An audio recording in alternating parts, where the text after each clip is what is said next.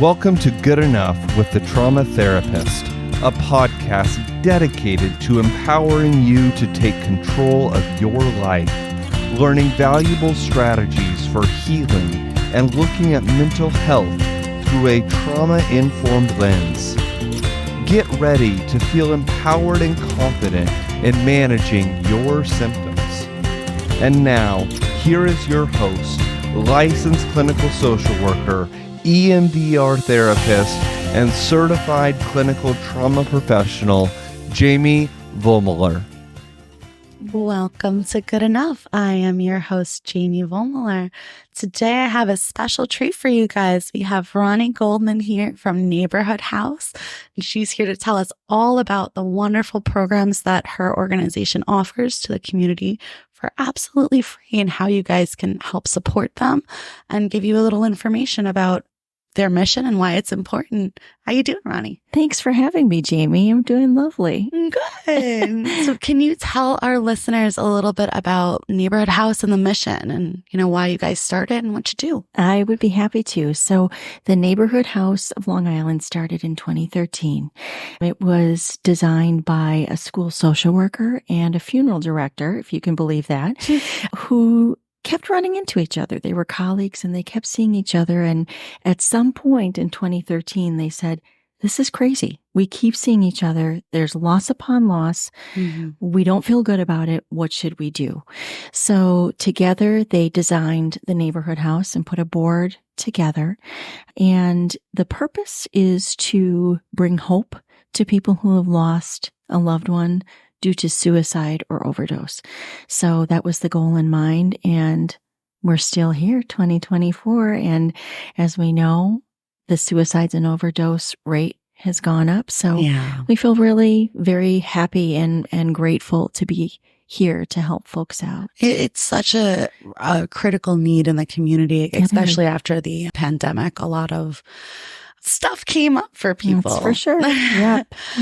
So, Ronnie, for our listeners who maybe aren't as familiar with grief and loss, could you explain to them why for people who lose someone to suicide or overdose, it could be a little more complicated than, losing someone to an expected cancer or something like that? Right. That's a good question. So with suicide and overdose, let's talk about overdose first. So people may be in and out of rehab. Mm-hmm. Families might be getting counseling themselves and with the person who's in crisis. And there's a little bit of a trajectory of, this happened, let's put this in place. Mm-hmm. But it's always a journey of waves, right? Yeah. And so there's the hope that there will be something that clicks and that person will turn around. And with mental health, things are not always what they seem, right? Yeah.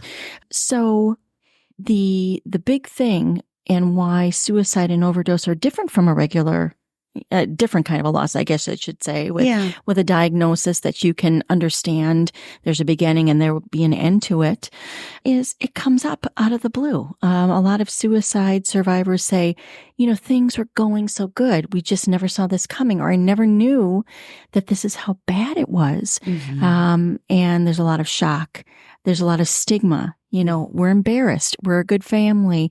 I don't want to be the one that's judged for overdose as well. Yeah. A lot of shame, a lot of guilt, a lot of, I wish I would have known this, or if I had known, I would do better. And, if only I could have prepared myself for this. So all of those things together, but definitely the guilt and the stigma are two of the things that we see and hear a lot at the Neighborhood House. And with a more normal kind of grief or diagnosis or loss, there is a little bit of anticipatory grief, meaning you anticipate the loss. You know that this might be coming next, so you can prepare yourself by doing X, Y, and Z. That doesn't happen. So it's really a shock. And it's the isolation of it because of the shame and the guilt is so different for those that have lost someone too, because it feels shameful to talk about. Like they can't reach out to their loved ones and their family and their friends in the same way, or maybe they don't feel like they can. That's exactly true. So I think the groups that you guys run for these people has to be such an amazing experience for them to just have that shared connectedness. And It is. can you speak to that? Yes. Like the groups that, so I'm kind of getting ahead of ourselves, guys. So Neighborhood House runs free groups for the community for anyone who has lost a loved one to suicide or overdose. Absolutely free to the community. So Ronnie's going to tell us about these groups, what they discuss, right? Yes, definitely. So I'm going to back up a little bit and share that our groups, as Jamie said, are free of charge. We have therapeutic counselors. So we have social workers, licensed social workers, and they are in on the training as well. Mm-hmm. Typically, it's a closed group, meaning people can't come in off the streets. They have to go through an intake process to see if they're ready, to see if they're appropriate. And we keep the group small, particularly because we want to be able to keep things a little more intimate and have it so that everybody can share. If it gets too big, then it gets a little hard for everybody to share. And that connectedness and that intimacy is important with the loss that they've struggled. Correct. Right? And consequently, the name of the group is called Connections. So you're speaking right to what we do. So just a little bit on the format. So we have wonderful sponsors and donors who really believe in the mission of what we do and want participants to feel cared for when they come in. So we provide them with a meal, a nice warm meal. It's done family style. We sit together, we eat together because, as we know, everything comes out at the dinner table, right? Mm-hmm. So that's what we're hoping for. So when everybody sits together and they can kind of breathe a little bit of a sigh of relief, knowing beforehand that everybody who's in the group has had a loss similar to their own.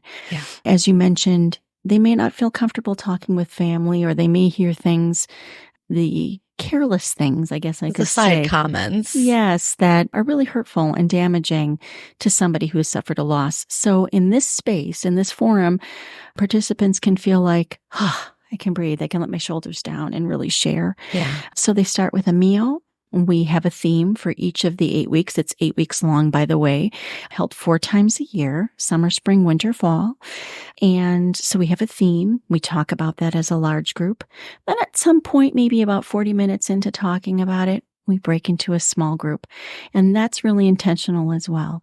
We make sure that we try to keep the suicide survivors together and the overdose survivors together. It's a little bit of overlap, but we try.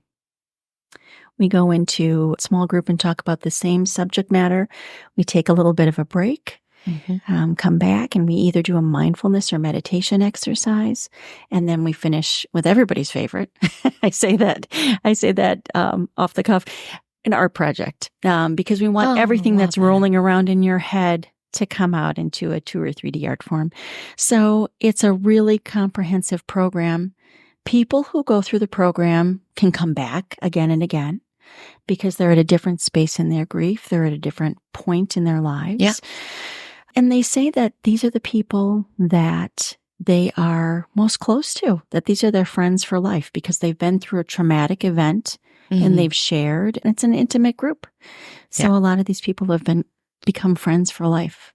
That's really, really beautiful. And I just think it's so needed, especially with the high rates of suicide and unfortunately overdose on the island right. Right. And I think it's really important to have people like you speaking out to break that stigma and say, like, you know, it's not anyone's fault, you know, and give the resources to the community so that people know where they can go to get that support. Right. Thank you. You're welcome. So when we get back from break, Ronnie's going to tell us more about how you guys can donate and support Neighborhood House. But real quick, Ronnie, what is like the top way that people like to support Neighborhood House?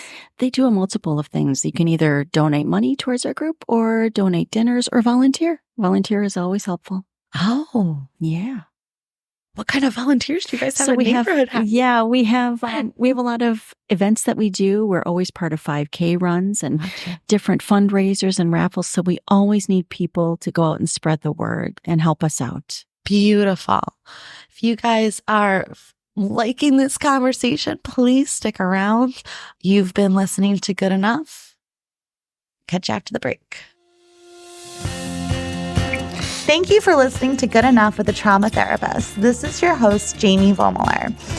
If you live in the states of New York or Missouri, we'd love to work with you.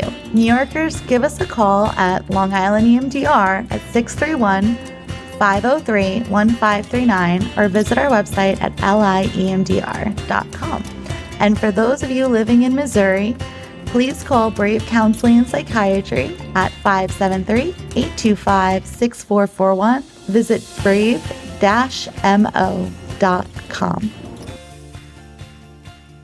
Welcome back to Good Enough, guys. I am your host, Jamie Vollmiller, and today we are here with Ronnie Goldman from Neighborhood House, and we've been having a great chat about all of the wonderful things that her organization provides to the community.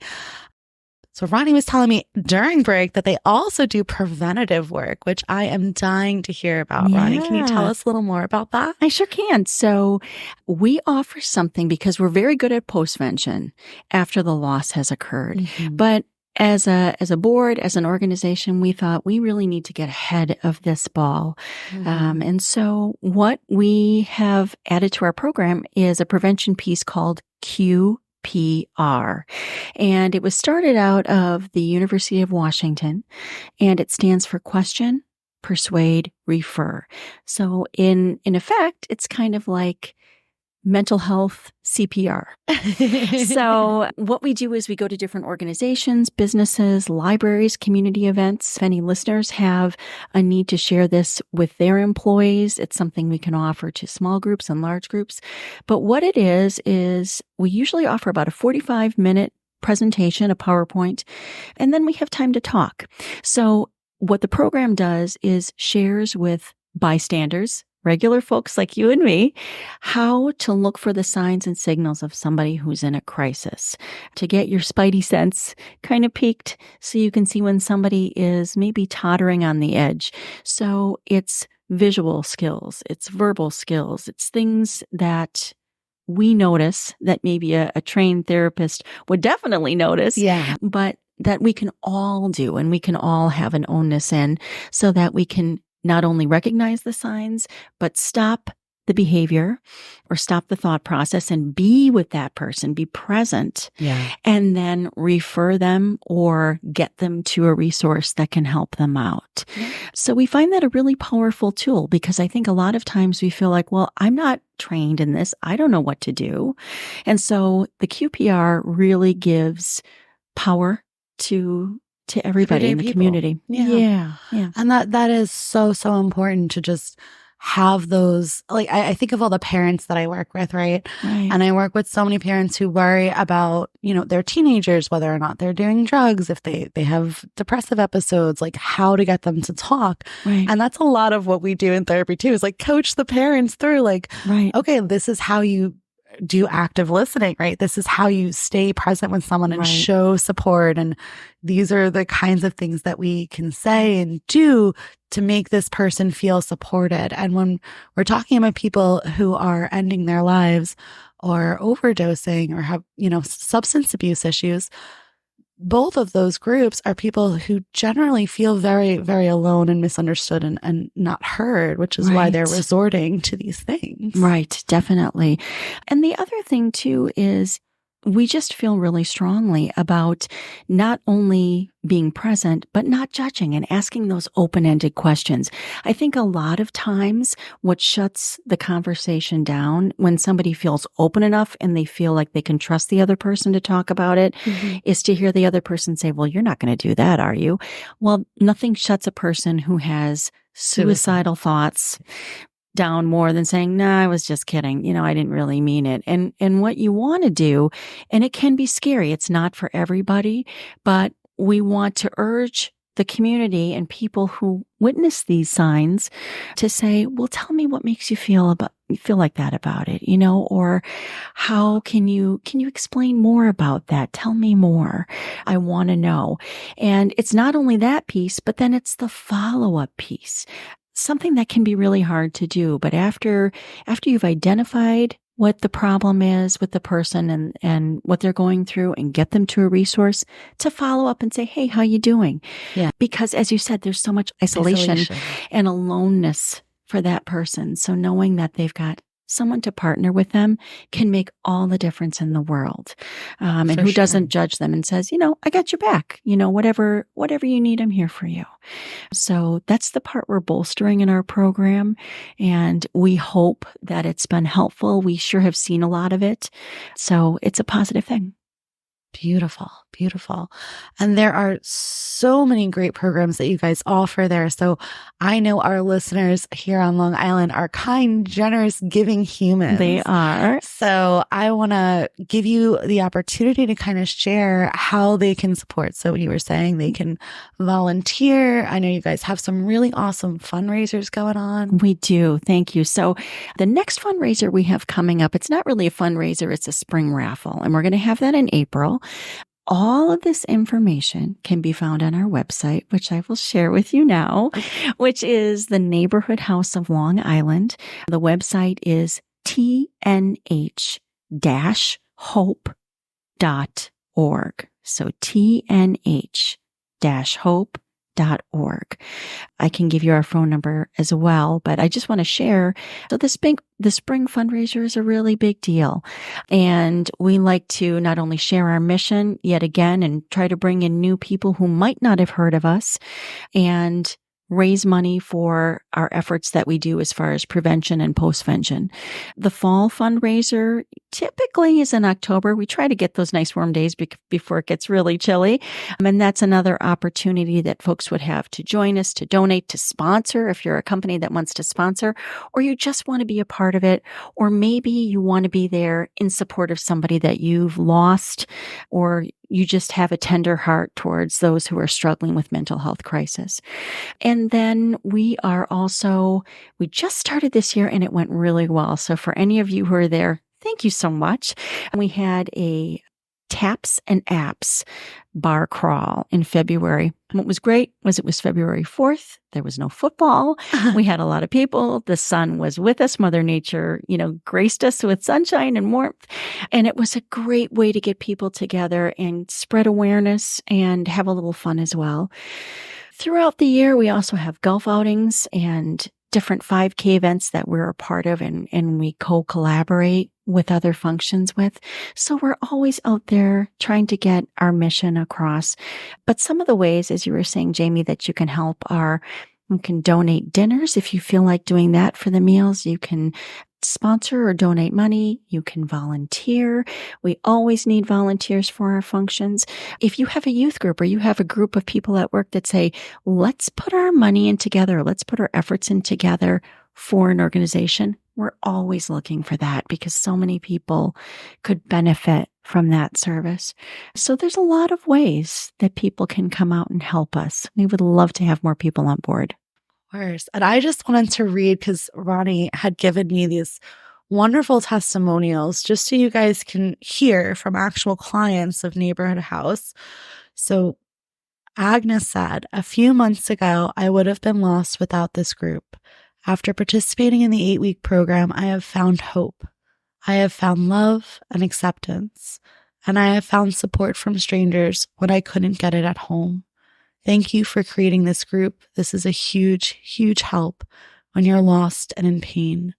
We survive as a group. Mm-hmm. And I just thought that was really, really, really powerful and speaks to the work that you guys are doing. It is so needed. Yes, thank you. I think the fact that you guys are also doing prevention, I'm like, oh my goodness, can we get you in like every school district to like talk to all of the parents and all of the teachers as to how to address their children, because it's so prevalent, especially for suicide among LGBTQ youth. It's so prevalent. And I think that, my neighbors, my family, my friends here everyone I know here on Long Island, we are good-hearted people. Right. And I think that it's just people need more information. Mm-hmm. They need more knowledge about how to be a better support. Right. So again, Ronnie, please tell them where they can find you guys. I will. Yep. It's the Neighborhood House of Long Island or tnh-hope.org. Our phone number is 631-589-9393. 888-888-0055. And we are happy distributors of hope. We'd love to have you come and join us. Thank you, Ronnie, for being here. Oh, thank you, Jamie. I want to remind our listeners that you guys are good enough. Thank you for listening to Good Enough with the Trauma Therapist. We appreciate you listening. While our host may provide some personal and professional advice, we want to remind you that this show is for entertainment purposes only. Each individual situation is unique, and Good Enough is not a substitute for mental health treatment. If you need a therapist and are located in New York or Missouri, feel free to reach out to us at liendr.com or brave-mo.com.